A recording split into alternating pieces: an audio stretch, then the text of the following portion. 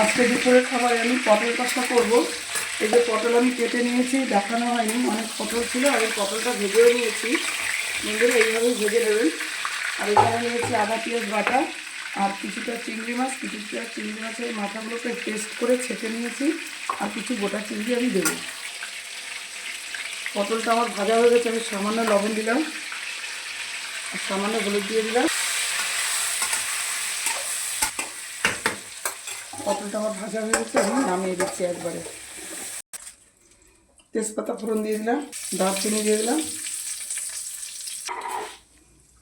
আমি 1 চামচ চিনি দিয়ে দিলাম, আদা পেঁয়াজ বাটা ঢেলে দিচ্ছি।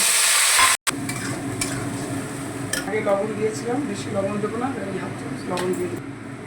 কিছুটা পাকা লঙ্কা আমি আর ভাঙা করে দিয়ে দিলাম।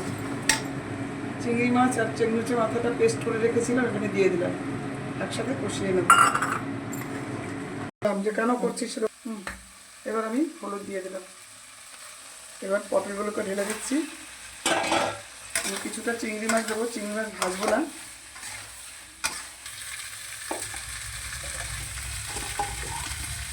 কিছুটা চিংড়ি মাছ আমি হলুদ মাখিয়ে দিয়ে দিলাম।